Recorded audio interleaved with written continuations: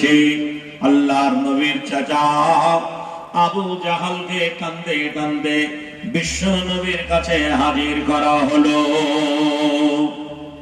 বেটা মুহাম্মদ সাল্লাল্লাহু আলাইহি ওয়াসাল্লাম, বলবা যে তোকে মেরেছে আমি তো সামনে ধরে এনেছি, কি করে মারলে তুই খুশি হবে বল। আমার নবী রহমাতুল লিল আলামিন দয়ার নবী বলেছিল, চাচা গো আবু জাহাল বুঝতে পারেনি, জানতে পারেনি, আমার মুখে হাসি ফোটাতে হলে তুমি যদি একবার কালেমা পড়ে মুসলমান হয়ে যাও, আমার জীবনের সমস্ত ব্যথা দূর হয়ে যাবে। বিশ্ব নবীর চাচা আমির হামজা সেদিন আবু জাহালকে ছেড়ে দিয়ে পাঁজা মেরে আমার নবীকে জড়িয়ে ধরে কালেমা পড়ে সেদিন মুসলমান হয়েছিলেন। শুধু মুসলমান হয়নি, ইসলামের পিছনে কত সময় দিয়েছেন। দ্বীনি কাজ আঞ্জাম দিতে গিয়ে বদরের যুদ্ধে শহীদ হয়ে গেলেন। মক্কার কাফেরেরা আবু জাহালের বুক চিরে কলেজা বের করে চিবিয়ে খেয়েছিল। চোখ দুটো তুলে নেওয়া হলো, কান দুটো তার কেটে দেওয়া হয়েছিল। আমি পড়াশোনা করে বক্তৃতা দিচ্ছি, যে কিতাবটাই লেখা আছে কিতাবটার নাম হেকায়েতে সাহাবা। মুসলমান ছেলেরা ইসলামকে জানার চেষ্টা করবে না, পয়সা হলে একটা ফ্ল্যাট বানাবে, বাড়ি বানাবে, বড় একটা যে 22 ইঞ্চি একটা এলসিডি বউকে খুশি করার জন্য রাখবে, ঠান্ডা পানি খাওয়ার জন্য ফ্রিজ রাখবে বন্ধুরে আমার, কিন্তু দিনকে জানার জন্য ইসলামী বই নিয়ে পড়াশোনা করবে না।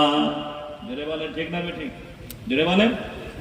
আমি যে মুসলমান, আমি যে ইসলাম পেয়েছি, ইসলামটা কোত্থেকে এসেছে, ইসলামকে কিভাবে আনা হয়েছে, এটা আপনার জানার দরকার। তবে ইসলামের আপনার মহব্বত বাড়বে, ভালোবাসা জন্ম নেবে। বন্ধুরে আমার, নবীর চাচা আমির হামজা আবু জাহালের দলের লোক, বন্ধুরে আমার, হিন্দা মেয়েটা তার বুক চিরে কলেজা বের করে চিবিয়ে খেয়েছিল। নবী যুদ্ধের ময়দানে মর্মাহত হলেন, দেখলেন চাচা দানের লাশটার এই অবস্থা। ওরে আমার সাহাবীরা শোনো, ওই মেয়েটিকে নিষেধ করো, জিহাদের ময়দানে আসতে দিও না। জুবাইর বলে একজন সাহাবী পথ অবরোধ করে আছেন, মহিলা কাছাকাছি হয়ে গেল। রাবীরা বর্ণনা করে এটাই বলেছেন, মহিলা বলছে, বেটা জুবাইর তুই সরে দাঁড়া, সামনে বাধা দিস নে রে বাপ। বলো মা, জিহাদের ময়দানে তোমাকে যেতে নিষেধ করা হয়েছে। তুমি মহিলা যেভাবে আজকে যুদ্ধের ময়দানে মুসলমানদের ক্ষয়ক্ষতি হয়েছে, তুমি তা সহ্য করতে পারবে না। মা তুমি ফিরে যাও, তুমি ফিরে যাও। মহিলা তার সন্তানকে দূর থেকে জোর করে সাইডে ধাক্কা মেরে ফেলে, ধাক্কা দিয়ে বিশ্ব নবীর কাছে এসে বলছেন, ও আল্লাহর নবী, আমি জানি আমার ভাই শহীদ হয়ে গেছে, ইন্নাল্লাহা মা'আস সাবিরিন, এতে আমার কোনো কষ্ট নেই, দুঃখ নেই। আমি আমির হামজার বোন দুখানা কাপড় এনেছি, ও আল্লাহর নবী, আমার এই দুখানা কাপড় থেকে আমার ভাইটার যেন একটা কাপড় দিয়ে দাফন করা হয়। মহিলা চলে গেলেন। আল্লাহর নবী কাপড় দুখানা খুলে দেখলেন, ভাই এদিকে তাকান, একটা কাপড় ছোট আর একটা বড়। নবী ভাবলেন, এই বড় কাফন খানা দিয়ে যদি আমার চাচাজানকে দাফন কাফন করি, কেউ বলার লোক থাকবে না, কিন্তু ইতিহাস কলঙ্কিত হয়ে যাবে। অতীতের মুসলমানরা বলবে আপন চাচাকে বড় কাফন খানা দিয়ে দাফন করা হয়েছে। আমাদের দেশে নিমন্ত্রণ পত্র করলে পরে যারা বিলি বন্টন করে, তারা বাছাই করে করে দেখে, এটা আমার ফেভারের লোক, এটা আমার বাড়ির লোক, ওকে 4 পিসের মাংসের জায়গায় 6 পিস দিয়ে দেয়। হয় না, হয় না ভাই? জেনে বলুন, হয় না, হয় না? জি। আর ওরই পাশে একটা গরিব মানুষ বসে আছে, ওকে 2 পিস দিয়ে বলে আর ভাই। জি, বিলি বন্টনের ব্যবস্থা আমরা ঠিকভাবে করতে পারিনি। এই জন্য আল্লাহর নবী মহান নেতা লটারি করলেন যে না, আমার লটারি করা হোক, যার নামটা উঠবে তাকে বড় কাফন খানা দেওয়া হবে। লটারি করা হলো, হযরত আমির হামজার নাম প্রথম নম্বরে না এসে একজন আনসারী সাহাবীর নাম এলো। ওই বড় কাফনখানা আনসারী সাহাবীর ভাগ্যে চলে গেল।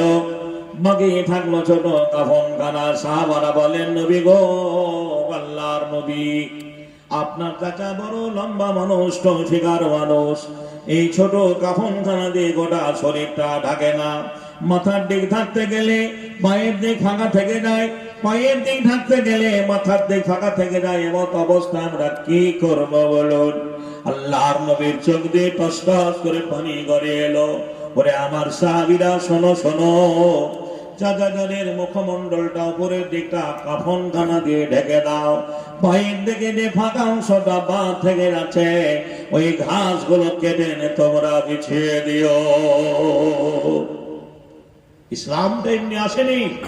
ইসলামটাকে প্রতিষ্ঠিত করার জন্য মুসলমানরা এইভাবে রক্ত ঝরিয়েছেন। জীবনের শেষ মুহূর্তে পরনের ঠিকভাবে কাফনখানা যাদের জুটেনি, কবি নজরুল তাদেরকে লক্ষ্য রেখেই বলেছেন, আল্লাহ তেজার, আল্লাহ তেজার পূর্ণ ঈমান, কোথা সে মুসলমান, কোথা সে মুসলমান, যার দিন রবে কাঁদিত দুনিয়া, জিন পর ইনসান, কোথা সে মুসলমান।